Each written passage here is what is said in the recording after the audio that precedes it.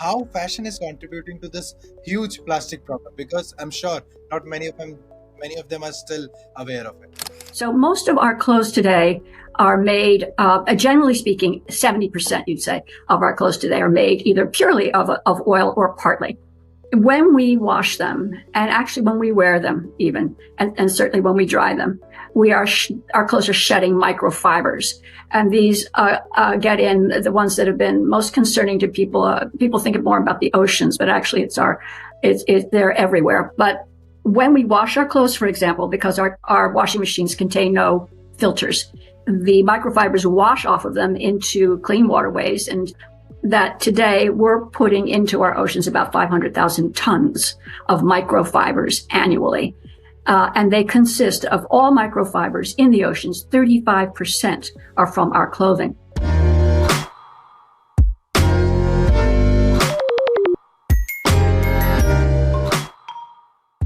Hello and welcome everyone to Planet vs. Plastics podcast series brought to you by Earth Day Network India. I'm your host Rumit Walia for this insightful journey into a world free from plastic pollution.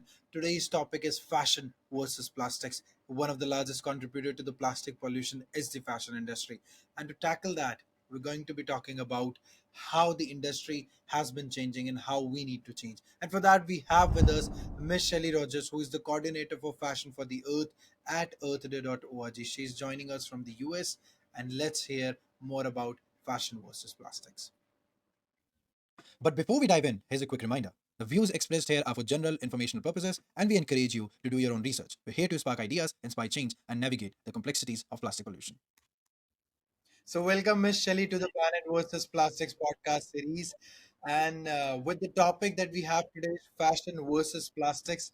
And my question is also to that. Why don't you tell our listeners and viewers about how fashion is contributing to this huge plastic problem? Because I'm sure not many of them are still aware of it. Well, it's really quite scary, and I spent last weekend with a young couple, young by my standards. They're in their 30s. They are both professionals. One's an attorney, one's healthcare in the healthcare field, and they have a child. And I asked them if they knew anything about microfibers, and their answer was no. They had never heard of microfibers. They didn't know what that was. And these are really, kind of, I would say, generally savvy people. So that was a little scary to me. I'm going to just read you something. The Bloomberg organization, Bloomberg, did a study on their own, as sometimes news organizations will take on a study. And in this case, their reporters looked at the share of clothing today that contains new plastic, virgin plastic, meaning polyester, spandex, acrylic. All of these things are made from the petrochemical industry, from oil. And the share of clothing they found with Shein, the share of clothing that contains new plastic, 95.2% of Shein's clothes, 89.3% of Misguided, 84.1% of Boohoo, 83.5% ASOS, and 64.7% of Pretty Little Thing. So most of our clothes today are made, generally speaking, 70%, you'd say, of our clothes today are made either purely of oil or partly. When we wash them, and actually when we wear them even, and certainly when we dry them, our clothes are shedding microfibers.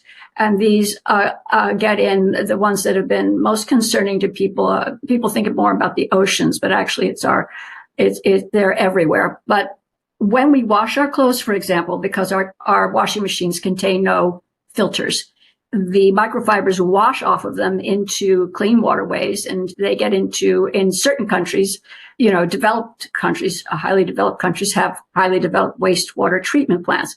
They're captured, but only some of them, and a good percentage are actually captured. But there's so many that have washed through that plant that escape, that today we're putting into our oceans about 500,000 tons of microfibers annually. And they consist of all microfibers in the oceans. 35% are from our clothing.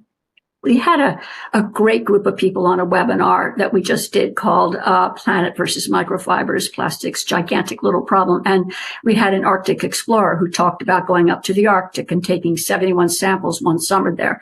And he found the majority of the microplastics were from polyester. And so he also did another study that showed how two foundational species of plankton, critically important to the marine food web, are choking on this stuff. And there are lots of studies out there. The problem is, and of course, now we're finding them inside ourselves, in our hearts, our lungs, our intestines, in babies, in placentas. And it's quite frightening because we don't, as he said on the podcast, this is all new. You know, people will roll back the clock and say this fast fashion industry maybe began in the 1960s. So it takes an awfully long time to unravel everything that's been done. You know, you had asked the question, one thing you were saying, you wondered if fashion brands and consumers can work together. And I think the real answer to that is something that one of the other guests was saying, is that basically what we need now is collaboration between and among textile scientists, academics, marine scientists, engineers, lawmakers, explorers, brands, and consumers. It all has to come together. And, you know, people talk about a cultural shift is the thing that we need. But actually, we're in the middle of one. I'm old enough to remember the 1960s, and this is very much like the 60s. We had Vietnam, an unhappy war that resulted in, you know, a terrible situation where so many people died and veterans came back in very bad shape. And then you had, of course, the civil rights mixed in with that. And then women and men rejecting the way of life of the 1950s, where women stayed at home and men went to work. There was reproductive freedom with the birth control pill at the same time, and enormous pollution. If you lived in New York, you'd go outside and your car would be covered with soot every morning. The Cuyahoga River was on fire. Governor Rockefeller in New York State said that the Hudson River was just a giant cesspool. And then all of a sudden, two lawmakers came together, Republican and a Democrat. The Democratic senator was Gaylord Nelson, and pretty soon you had the first Earth Day, and legislation came out of that. Well, today the same thing's happening. We had the wars in the Middle East.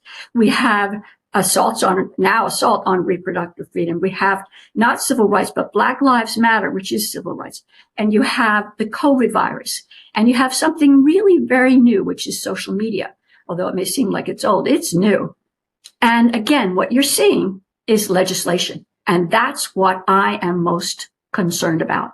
Earth Day is a big backer. We have done everything we can for the Fashion Act, which sits now in the New York State legislatures, in the Senate and in the Assembly. And we're hoping that it will pass. And of course, in the European Union, there's enormous amounts of the textile strategy has finally come about. And as a result of that legislation, one law after another is being introduced in Europe. And individual countries like France, Germany, Netherlands, and they are also individually, France in particular doing a great job of promoting sustainability in fashion. For example, in January of next year, you won't be able to buy a washing machine in France that doesn't have a microfilter built into it. And that's something that Earth Day, again, legislation, that came up in California. And after 2 years of bouncing around the Assembly and the Senate, a microfiltration bill, it went to Governor Newsom's desk and everyone expected him to pass it.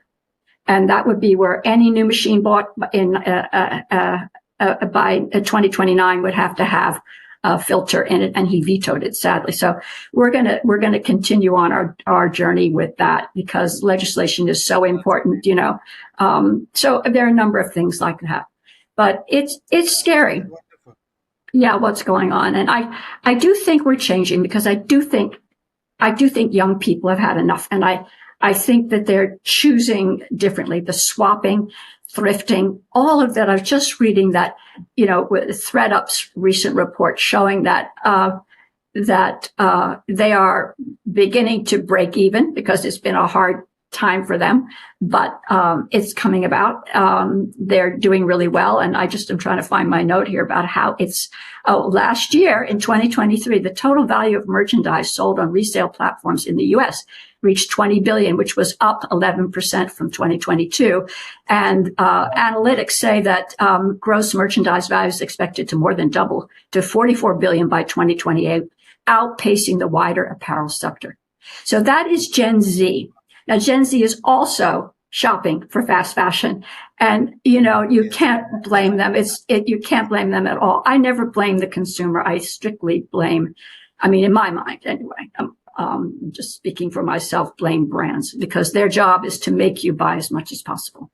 And so it's that tug, but Gen Z is young. They're in college or they're just getting their first job, but they're so aware of everything that I really believe that this tectonic shift or cultural shift is actually, we're in the middle of it. We might not recognize that it's happening, but it is. And then once they gain footing, economically speaking, they will begin to buy differently. And that puts brands on the alert. When they see consumers buying the right things, rejecting the things that are unsustainable, then they're going to respond. But mostly brands, what they're going to respond to? Tough legislation. And the only reason they're doing what they're doing right now is because of fear of legislation. They're not doing that because they care. Don't think for a second that a corporation that worries about its bottom line, take H&M, for example. H&M has been really pretty good at investing in sustainable efforts. But their CEO just had to step down because they were losing market share.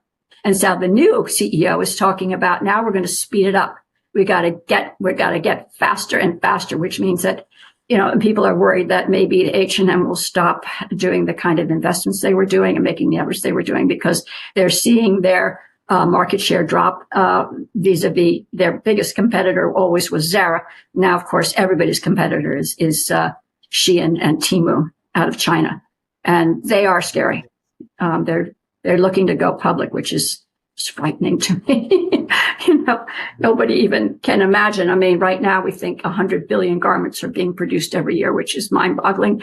But that doesn't include, that statistic is from years ago before Shein and Temu. So there's no way of knowing what it is right now. And nothing's being recycled. As we know, only 1% is truly recycled. Maybe 12% is going into downcycling, that sort of thing.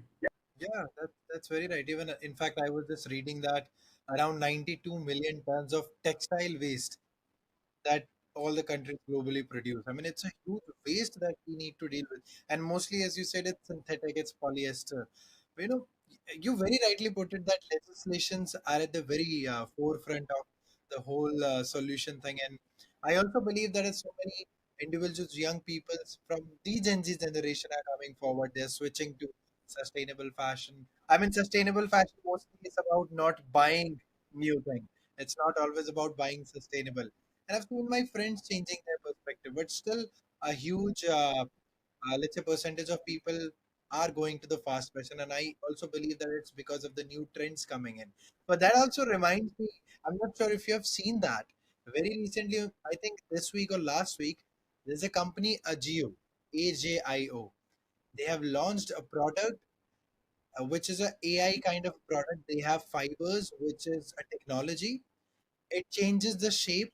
It fits. It can fit to any size of person. It can change shape after you eat. Let's say if you are bloating, it can change the shape of that fiber.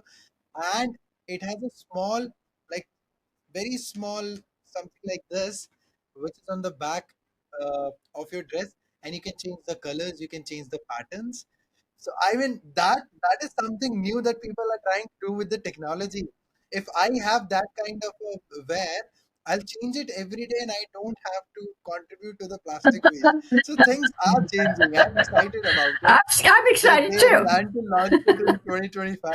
I want So that. yeah. Exactly. Well, you talked about, what it is that's about trends and people Yes. being afraid not to have the right thing on, and to be seen wearing something more than once is sort of a silly thing. It seems so odd, but that sounds great. There are all kinds of really great technologies that are coming along. We had a couple of webinars about new inventions. We call Fashion's Age of Invention, which is what that's part of. New materials and new, there's a company called Unspun, where if you stand there in their shop, you just sort of turn around in front of a machine. And as you turn, it captures your entire body. I think you have to stand there in your underwear. And then it will make a pair of blue jeans for you. Other companies are using that kind of technology to make other types of clothes. In the case of Unspun, they're new and starting. It's about blue jeans that will fit you perfectly, absolutely perfectly. And that has to do with that, the problem of overproduction. So that's just, I mean, right now, there are so many new things. One of the people we had in our webinar is Pangaya. They use all kinds of new materials like flower down. They make down coats where they use flowers, waste of, and they can be processed and used in place of down. So that, and then they have this incredible thing, which they think is really going to change the fashion world, called MTIX. It's a tech company it's created something called the MLSE, Multiplex Laser Surface Enhancement, which mixes plasma, gas, and laser to create a change. I'm reading from there. Change in the surface of finish of the textile, and making it much smoother and preventing microfiber loss. But then they're just across the board. So many things happen with natural dyes to replace the synthetic dyes. It's endless. And one of the things people leave out in the conversation is the plastic waste in packaging. And that's something that I want to tackle for Earth Day, for Fashion for the Earth, rather, to start looking at that. Do you know the number of, the number of hangers that are produced every year, none of which are really recycled. So it's quite a crazy thing. And the plastic, poly bags, they're called. So that's scary. Packaging is huge in fashion. Yes. I know it reminds me of at the Network India, we have this campaign which I basically manage. It's called Young Earthpreneurs Awards. And last year, it was on sustainable fashion. We got so many ideas, and the top two ideas that got selected in that, you won't believe. So there's a company in India called Neiman's. This is a shoe making company. They make sustainable shoes using vegan leather and then all the recycled kind of stuff. But that person who won this Young Entrepreneurs Award 2023, he came up with this idea that nobody is making the shoe laces sustainable. They're still using plastics. Even if the shoes is sustainable, that eyelet and that whole thread is plastic. So I mean, these kind of ideas. And another person came up with an idea that the packaging that we are getting all these fashion into, why not it should be multifunctional? It could be something like those cardboard boxes can be turned into a hanger, or those can be turned into a drawer, or a cupboard that you can use always to store those clothes, or like a pressing machine or something like that. So ideas are Yeah, into these people's that's right. There's an organization called Arch and Hook that's taking plastic and using it to make, design for stores where you have clothes. You walk into a shop, say in a department store, and all the furniture and the flooring and the shelves are all made from recycled things, recycled plastic. And they're also making hangers that can be recycled, I believe. I just was looking at this. It's estimated that around 180 billion single-use plastic poly bags are used and every year, and they are not recycled at all. And and each year, approximately 8 billion single-use plastic hangers are discarded globally. And then there's a whole question of compostable, biodegradable. This is very confusing. I think we need to do a blog about that, because yes, a lot of this stuff can be composted, but you need to take it to an industrial facility. And that facility knows how to break it down. You can't just dig a hole in your backyard and put it in there, because it's not going to break down, But again, about garments, yeah. Earlier, it was just about people getting confused in what is biodegradable and compostable. Yes. People just thought that if it's biodegradable, we can just throw it Right. away. But now it's again, even if it's compostable, as you very rightly said, it doesn't mean that you can just No. dig up a hole and put it with your plant. Yeah. So it doesn't work like It's like a that. riddle. Biodegradable is not compostable necessarily, and compostable is not biodegradable necessarily. So it's really confusing. And then there's bio polymers and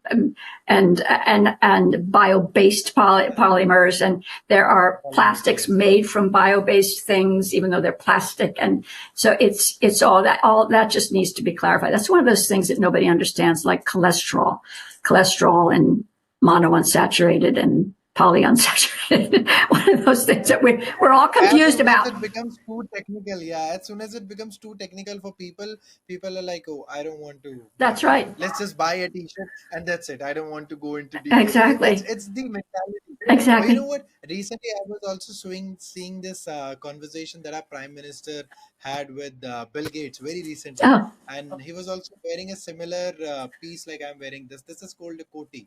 So what he also mentioned very rightly, and people are not going about it. So it's this is also made from a sustainable material, and it's made from the cut piece. So when people are making the coat, the three piece and two piece, there are pieces which always left behind, and nobody make uses of that. So in fact, the Prime Minister also in India uh, uh, gets them all collected, and he creates things like this that he can wear. So I mean, giving a message out in the public is very important, but at the same time, I come back to your circle one point that it's also important how you put the legislations, how the policies are being drafted so that the companies are not at ease of doing anything they want. Because if the fashion makes into the public and with social media, it gets trending very easily. right away. So you cannot stop the consumer at that time. No, no, those are cutting room scraps. I interviewed a guy named Daniel Silverstein who has a company called Zero Waste Daniel. He takes cutting room scraps and he makes clothes out of them. Those are just the scraps. But Wow. there are a couple of big companies. One called Reverse Resources, started by three women in Eastern Europe, and another one called Queen of Raw. And they actually have just this enormous mechanism for and they partner with brands. They find all the dead stock. It's called dead stock, the stock that wasn't used because they buy too Yes. much fabric and don't use it. And these companies can find recyclers for it. So so that's really new, and that's quite extraordinary. Shein just partnered with Queen of Raw to try and start using dead stock. So like they know that where the dead stock is in Hungary or in Bangladesh or wherever it is, and they can transport it to the buyer. And so that's something. I mean, of course, Shein's not high on my list of brands to like, but yeah, it's interesting to see what happens. There are so many things. And you mentioned, for example, clothes are made maybe with sustainable materials, like you say, but the thread is made of polyester. And the Yes, yes, tags, that is the very tags are made of polyester. The hang tags have a little plastic thing you have to cut off. yeah. That's Yes. plastic.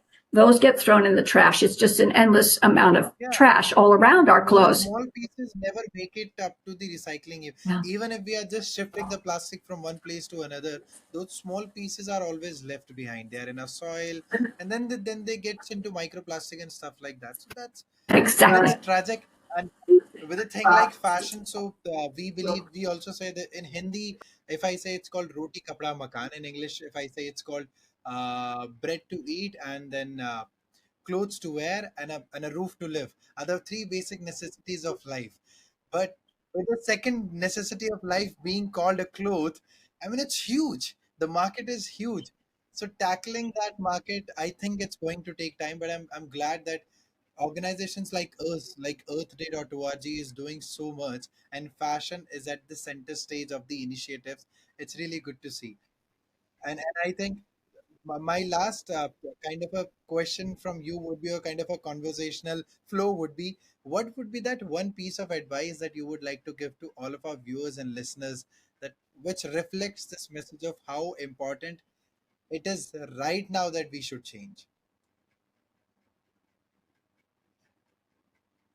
Buy fewer clothes, but buy better clothes that will last, that are durable, substantially made, with good workmanship involved, and finer materials, preferred materials, stronger.